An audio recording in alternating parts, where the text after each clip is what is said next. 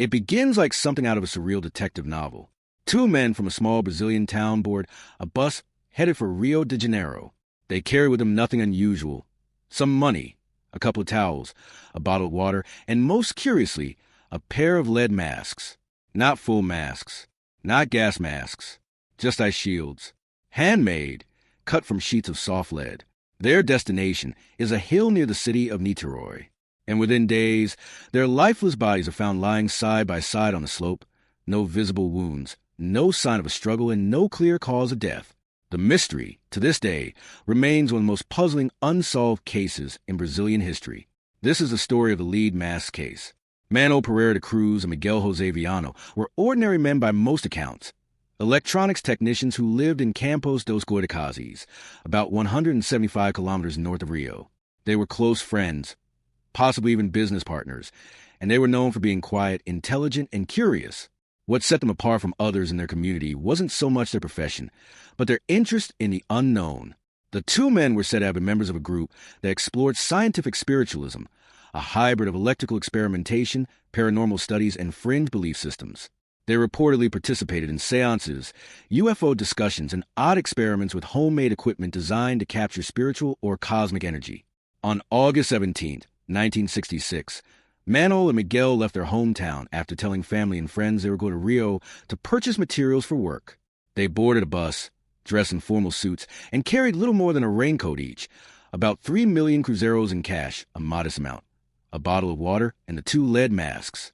They reached Niterói that same day, where they bought the water and raincoats at a local shop, telling the clerk that they were in a hurry. A receipt from the store was time-stamped around 2:30 p.m. Several hours later, a young boy hiking on Morro do Ventum, a rugged, forested hill not far from the center of Niterói, spotted something strange through the brush. Two men lying in the grass. They weren't moving. Days later, on August 20th, the boy returned with his parents, and the police were called in. What they found would soon become the subject of tabloid headlines, paranormal speculation, and criminal investigation that went nowhere. The two men were lying side by side, flat on their backs. Each was dressed in a formal dark suit, now slightly weathered by the elements, and over each suit, a standard-issue plastic raincoat. Most disturbingly, each man had a strange object covering his eyes, a lead mask homemade, like an oversized pair of opaque sunglasses fashioned from thin sheets of metal. They were clearly cut by hand. No weapons were found. No signs of injury. No signs of violence or robbery. Next to the bodies was a water bottle, two damp towels, and one of the most chilling clues in the history of unsolved mysteries, a handwritten note found tucked in Miguel's pocket. It read in Portuguese, 1630 Estar, no local determinado, 1830 Injure Capsulas, Apos Efido Protege Metes Agardas Sino Mascara. Translated into English, the message reads, for 30 p.m., be at the determined place. 6:30 p.m., ingest capsules. After the effect protect metals, await signal, mask. There was no signature, no names, no explanation of what the signal was, no indication of what the capsules contained. Investigators were baffled. There were no immediate signs of foul play, no witnesses. The autopsy would eventually determine that the cause of death could not be established. The bodies were too decomposed by the time authorities began their examination, around 4 days after death was estimated to have occurred. Toxicology reports were incomplete. Forensic tools at the time were primitive compared to today's standards. All that was known for sure was that the men were alive when they reached the hill. They climbed it on foot. They laid down voluntarily. And then something happened. Police scoured the hill but found no other belongings. No capsules, no containers, no additional clothing. No instruments or equipment that might support the theory that they were performing a scientific experiment. Local newspapers speculated wildly. Everything from suicide to extraterrestrial contact to military testing gone wrong. But none of these theories came with real evidence. As the story began to spread beyond Brazil, journalists and paranormal researchers latched onto it. Some pointed to the precise wording of the note.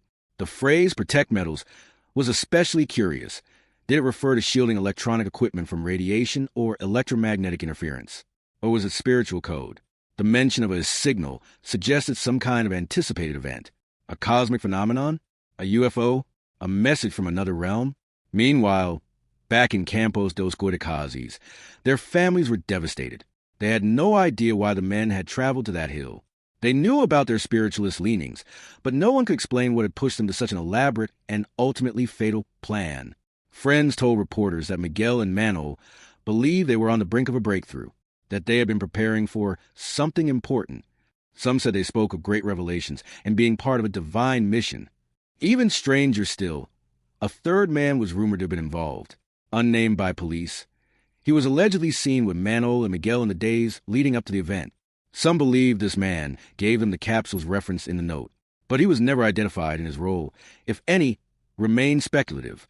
What is not speculative is this. On August 17, 1966, two men set out to witness something extraordinary. They brought nothing with them that could have harmed them. No guns, no knives, just a message, a set of lead masks, and a plan. They followed that plan down to the minute. Be at the hill by 4:30. Take the pills by 6:30. Await the signal. Wear the masks. And then they died. For nearly 6 decades, the lead mask case has remained one of the most perplexing unsolved deaths in modern history. There are no clear answers, no suspects, no explanations. Just 2 bodies on a hill, some towels, a water bottle, and a note. In Part 2, we'll explore the theories that emerge in the aftermath, rituals, science, drugs, or something even more sinister.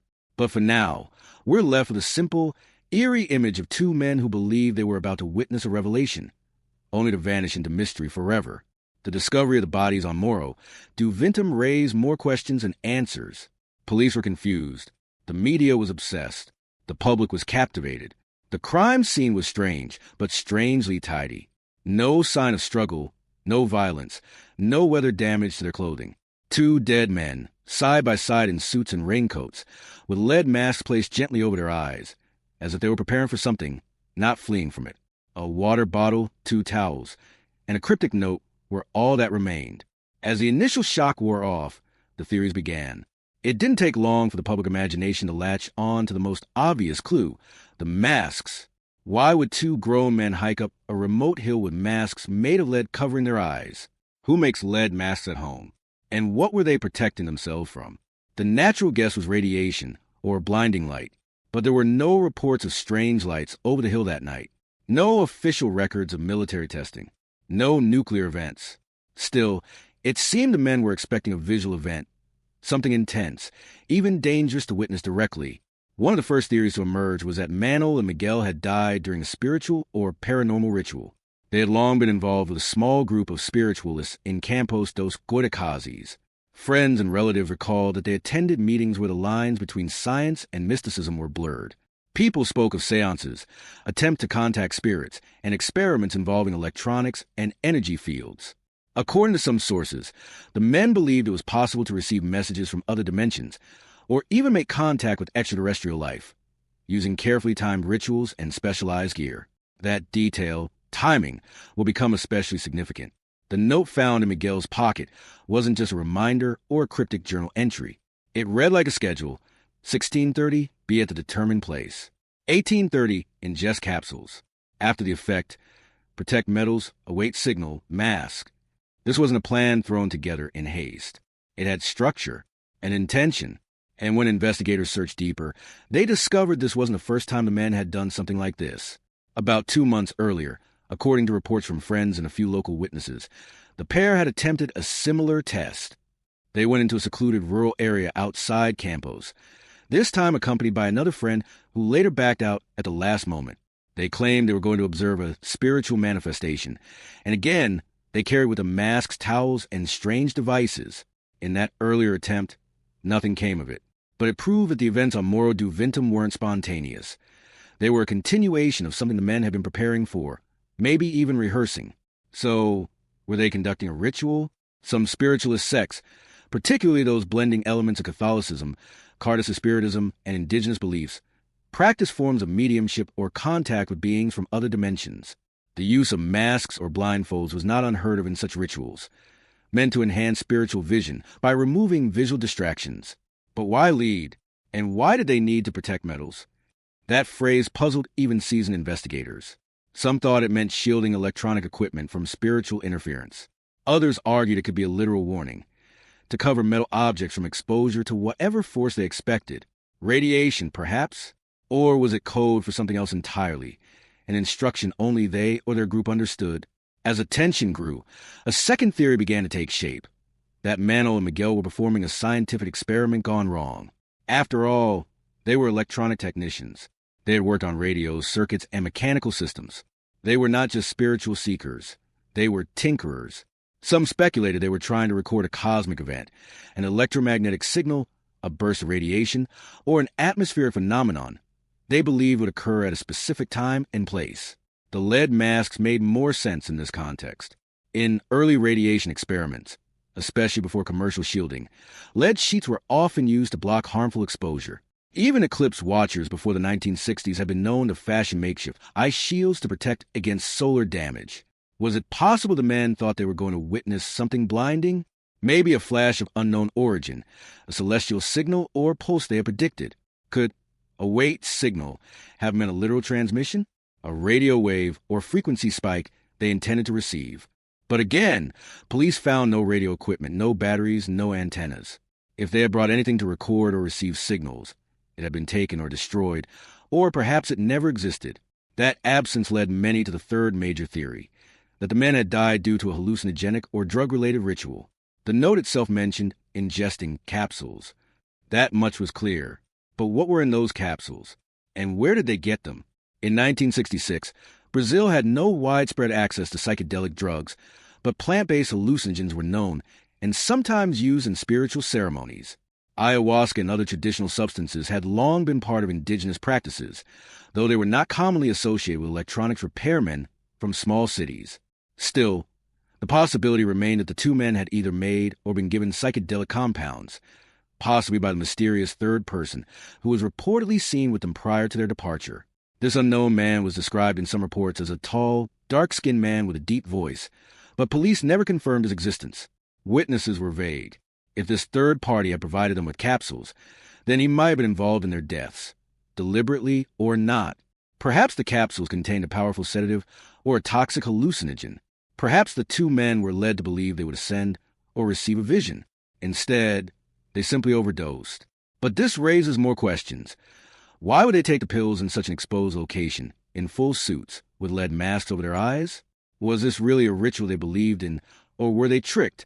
Some began to suggest a darker possibility, that the two men were victims of manipulation, maybe not murdered in the traditional sense, but guided to their deaths by someone they trusted, someone who convinced them that what they were doing would be safe. If that's the case, who stood to gain from their deaths? There was no insurance, no money missing, no revenge motive uncovered. Still, people close to the case found the symmetry of the scene unsettling. Two men, same clothing, same posture, same time of death, no defensive wounds, no panic. Whatever happened to them, it happened in harmony. They weren't resisting it. They accepted it, awaited it. It is also possible that this was not the first attempt, nor even the second. Unconfirmed rumors suggested that the group they were involved in had tried similar rituals before. Some members claimed to have witnessed lights or felt presence during earlier gatherings. But these were just anecdotes. No evidence ever surfaced. No other members came forward with concrete answers.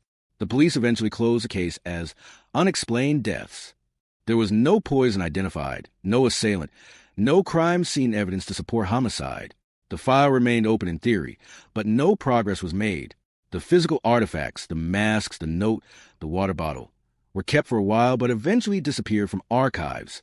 Only photographs, media clippings, and a few grainy images remain. As the mystery deepened, so did the legend. The lead masks case became more than just a police report. It turned into a symbol, a story whispered among UFO enthusiasts, occult researchers, and conspiracy theorists around the world. In Brazil, the case became a kind of modern folklore. Local residents still visit the hill.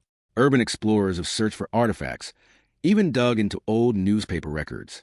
Every now and then, someone claims to have a new theory, a new interpretation of the note, or a photo of the alleged third man. But nothing has ever stuck. What makes the lead masks case so enduring is its perfect ambiguity. It contains elements of science, religion, the paranormal, and the criminal, but it belongs to none of them completely. It's not just a mystery. It's a mirror reflecting whatever people want to see in it. Was it suicide? A failed experiment? A drug-induced misadventure? A murder disguised as a ritual? Or something else entirely? In the next and final part of the story, we'll dig into what's happened in the decades since. The cold case files, the modern-day investigations, and the psychological and cultural legacy this strange incident left behind. Because while Manoel and Miguel may have died in 1966, the questions surrounding them are very much alive. Decades have passed since the quiet hillside of Moro, Vinton became the center of one of Brazil's most baffling mysteries. Two men, electronics technicians, spiritual seekers, or perhaps both, lay side by side in formal suits, raincoats, and lead masks, with a cryptic note as their only clue. No violence. No clear cause of death. No closure. As the years rolled forward, the case didn't fade. It only deepened, transforming from a strange local tragedy into an enduring legend that would ripple through generations of researchers, skeptics, and believers. The case files eventually gathered dust. Investigators moved on. The newspapers, hungry for more sensational stories, turned their attention elsewhere. But the lead masks case was far from forgotten. It began appearing in books on unsolved mysteries, in magazines dedicated to paranormal, and on radio shows speculating about UFOs and conspiracies. Each retelling added new flourishes, some grounded in real investigation, others drifting into fiction. Yet despite the layers of myth, the core facts remained hauntingly clear. Two men walked willingly to their deaths, following a plan only they understood. In the 1980s and 1990s, a new generation of investigators tried to make sense of what happened. Brazilian journalists revisited the original police reports. Independent researchers interviewed surviving relatives and re-examined evidence that had been overlooked. One key detail that emerged was the poor handling of the autopsy. By the time forensic experts examined the bodies, they had already decomposed significantly in the subtropical heat. Critical internal organs were too decayed to test for poisons, meaning any capsule or chemical substance taken before death left behind no identifiable trace. If drugs were involved, they vanished with the bodies. But the note remained. Its odd phrasing continued to puzzle linguists, detectives, and psychologists alike. Ingest capsules, protect metals, await signal, mask. It sounded like a checklist for an experiment or instructions for a ritual. Some suggested it resembled the type of programming commands used by early amateur radio hobbyists. Others saw it as a blend of pseudo-religious language, half spiritual, half technical. The vagueness of the wording made it the perfect Rorschach test. People saw what they wanted to see. Some amateur sleuths focused on the masks themselves. They were homemade, clearly cut by hand from soft lead sheets, and designed to block light, not filter air or radiation. They weren't helmets, nor were they gas masks. They served only one function: to prevent vision. Whether from a literal blinding light or something metaphorical, the intention was the same: cover the eyes. In spiritual traditions, blinding oneself is sometimes symbolic, closing off the physical world to open the inner or spiritual sight. Could the masks have been ritual tools? Or were they misinformed safety devices, prepared in anticipation of witnessing something too intense to observe directly? Meanwhile, the idea of a third person, an unnamed, perhaps even imaginary guide, persisted. Witnesses said the men were seen in the days before their deaths with someone unfamiliar. Some claimed this man was charismatic, persuasive, maybe even a cult-like figure. If he existed, he was never found. But some suspected he may have supplied the capsules, or perhaps even manipulated Manoel and Miguel into participating in something they didn't fully understand. Others theorized that this third party had survived the ritual and covered his tracks, removing any evidence that could point back to him. Or maybe he was merely a witness to a shared belief, just as caught up in the mystery as the victims themselves. As UFO culture expanded globally in the late 20th century, the lead mask case was swept into a new wave of theories. Several UFO researchers pointed to a possible connection between the timing of the deaths and reported sightings of strange lights in the skies over Rio de Janeiro in the weeks prior. Though unconfirmed, these claims added fuel to the idea that Manoel and Miguel believed they would be contacted, or even taken, by extraterrestrials. The masks, in this scenario, were intended to protect them from the blinding brilliance of an approaching craft. The capsules, to prepare their bodies for contact. And the note, a step-by-step procedure dictated by either an alien intelligence or someone who believed they were speaking on his behalf. But as compelling as the alien theory sounds, it's built mostly on speculation. No physical evidence tied the men to UFO sightings. No recordings. No logs. Just a coincidence in timing and geography. Still, for many, the alien hypothesis wasn't about evidence. It was about symbolism. The lead mask case captured the same existential longing found in stories of contact. Two ordinary men, searching for something greater, willing to risk everything to reach beyond the boundaries of human experience. Whether their destination was a spiritual realm, a higher consciousness, or the stars themselves, no one can say. Others, less inclined toward the paranormal, viewed the case through a psychological lens. Perhaps Manoel and Miguel had succumbed to a shared delusion, a folie à deux, a rare psychological condition where two individuals feed off each other's belief systems, reinforcing irrational thoughts until they seem real. The combination of technical knowledge, spiritual obsession, and isolation may have pushed them toward a catastrophic decision. If they believed they would witness a divine signal, then the act preparing for it, wearing lead masks, ingesting capsules, might have felt completely rational in the moment. They didn't think they were going to die. They thought they were going to see the truth. Their families never accepted that they had committed suicide. To them, the men were smart, kind, and curious, not reckless. Their deaths didn't make sense. And maybe that's the hardest truth to accept about the lead mask case. It doesn't fit cleanly into any category. It's not quite crime, not quite accident, not quite spiritual fable. It's an edge case, on the blurry line between the rational and the irrational, the scientific and the mystical. In the years that followed, other small clues would surface, though none would bring clarity. A man living near the hill claimed he heard a loud explosion the night of their deaths, but no damage or fire was found. Another claimed to have seen blue lights hovering over the hill, but again, nothing corroborated. These testimonies were like flickers, moments of possible connection to a larger truth, but never enough to form a full picture. Even the hill itself has changed. Morro do Ventum is no longer as wild or remote as it once was. Urban development crept closer. Fences were built and the landscape reshaped. Yet some visitors still climb it, out of curiosity or reverence. Occasionally, someone will leave a flower or a candle where the bodies were found. Not because they knew the men, but because they, too, are searching. Not for answers, maybe, but for understanding. In pop culture, the lead mask case found its way into documentaries, podcasts, and conspiracy websites. Each retelling added to myth, but also kept the memory alive. Artists painted scenes of the men awaiting a cosmic signal. Writers used the case as inspiration for fiction.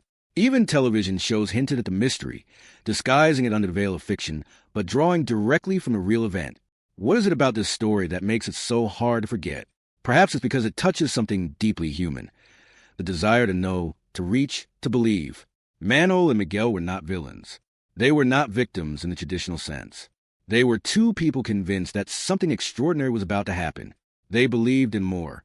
And for whatever reason, that belief led them to a quiet hilltop, a bottle of water, and a pair of lead masks. There's a strange kind of peace in that. However tragic, their final moments were not spent in fear or panic. They lay down willingly. They followed a plan. They waited for a signal. What that signal was, whether from the heavens or from within, we will never know.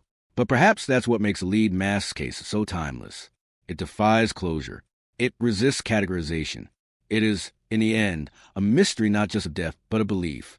And in a world where we're often told to choose between science and faith, between fact and wonder, their story reminds us that sometimes people will go to great lengths to try to touch something beyond themselves, even if it means wearing lead masks and disappearing into the unknown. As the years pass and technology evolves, maybe one day new answers will emerge. Maybe a hidden document, an overlooked witness, or a long-lost journal will crack open the truth. But until that day comes, Manoel and Miguel remain exactly where they were found, on a hill above Niterói, wrapped in mystery, forever waiting for a signal only they believed would come. And if you found this story as fascinating, eerie, and unforgettable as we have, don't forget to like this video and subscribe to our channel, AI Alvantis, for more deep dives into the world's most intriguing mysteries, unexplained cases, and thought-provoking stories. Thank you for watching. Stay curious, and we'll see you in the next one.